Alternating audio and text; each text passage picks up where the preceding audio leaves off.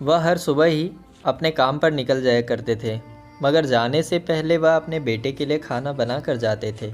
वह अपने बेटे का बहुत ध्यान रखते थे, मगर वह इससे ज़्यादा कुछ नहीं कर पाते थे। वह इतना अधिक नहीं कमा पाते थे जिससे उनका जीवन बहुत अच्छा चल पाए, मगर वह कोशिश कर रहे थे कि वह उसे पढ़ा लिखा कर अच्छा इंसान बना पाए। वह एक घर में काम करते थे। उस घर का काम सुबह ही शुरू हो जाता था। मालिक को भी उसका काम बहुत अच्छा लगता था। मालिक को भी लगता था कि वह बहुत मेहनती है। मालिक अपने दोनों बच्चों के साथ रहते थे। वह दोनों बच्चों को स्कूल छोड़ने भी जाया करता था और उसके बाद घर का काम भी करता था। मालिक भी अपने दोनों बच्चों के साथ अकेले रहते थे। उनके साथ भी और कोई नहीं रहता था। अब वह यही सोचते थे कि उन्हें बहुत अच्छा आदमी मिला है जो उनका ख्याल रखता है। जब वह आदमी आया तो मालिक ने पूछा कि तुम्हारा लड़का घर पर अकेला है? वह आदमी कहने लगा कि वह तो अकेला ही रहता है, अब उसे आदत भी हो गई है। मगर मालिक ने कहा, शाम को उसे यहीं लेकर क्यों नहीं आते? वह आदमी कहने लगा कि अगर वह यहाँ पर आएगा तो वह हर रोज़ आने के लिए ज़िद करेगा, फिर रोज़ रोज़ लाना अच्छा नहीं होता है, इसलिए लेकर नहीं आता हूँ। उसके बाद शाम को तो मैं घर भी चला जाता हूँ। मालिक ने कहा कि कहाँ पढ़ रहा है वो? वह आदमी कहने लगा कि अभी तो वह घर पर ही पढ़ रहा है और एग्ज़ाम देने चला जाता है, ऐसे ही उसकी पढ़ाई पूरी हो जाएगी। मालिक ने कहा, उसे स्कूल भेज दोगे तो बहुत अच्छा होगा, जिससे वह और भी अच्छी तरह पढ़ सके। मगर वह आदमी कहने लगा कि उसकी फ़ीस की चिंता होती है। मालिक ने कहा कि यह कोई सोचने की बात नहीं है, अगर तुम्हें पैसों से लेकर कोई प्रॉब्लम है तो तुम मुझे कह सकते हो। मगर वह आदमी कहने लगा कि आपकी बहुत कृपा है हमारे ऊपर, हम आपको और ज़्यादा परेशान नहीं करना चाहते। इसके बाद वह मालिक कहने लगा कि मैं तुम्हें अलग नहीं समझता हूँ, बल्कि तुम तो हमारे घर जैसे ही हो। इसलिए कभी भी यह मत सोचना कि मैं तुम्हें गैर समझता हूँ, बल्कि तुम मेरे अपने जैसे हो, जो हमारे लिए बहुत कुछ करते हो।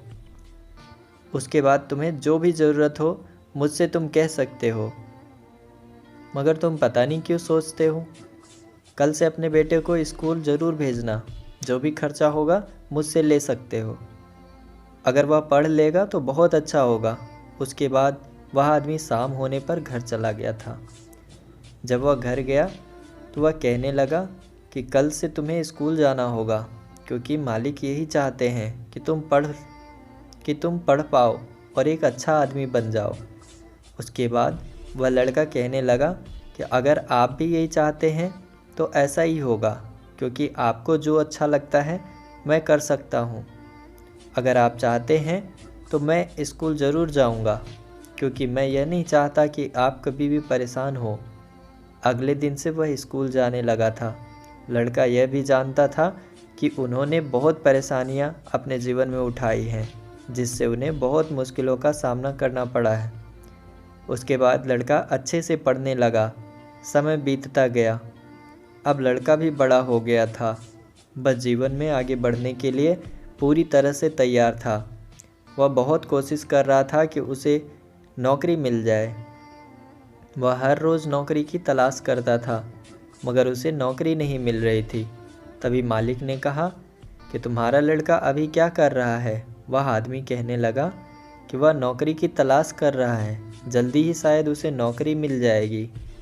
मालिक ने कहा, अभी भी तुम परेशान हो रहे हो?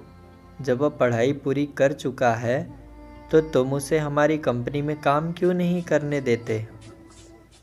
इससे वह काम भी कर लेगा और उसे नौकरी की तलाश भी नहीं करनी पड़ेगी।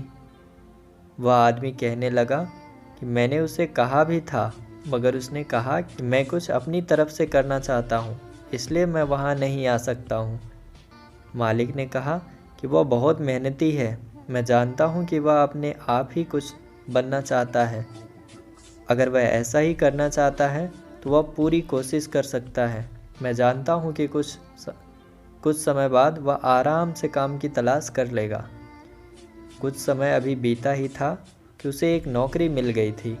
वह बहुत मुश्किल से उसकी तलाश कर रहा था। आज उसे वह नौकरी मिल ही गई। यह सब कुछ वह अपने पापा के लिए करना चाहता था। आखिर वह सब कुछ उसने कर दिखाया। भले ही उसे समय लग गया था, मगर वह हार नहीं माना। जब उसे नौकरी मिल गई तो पापा को बहुत अच्छा लग रहा था। उसकी मेहनत कामयाब हो गई थी।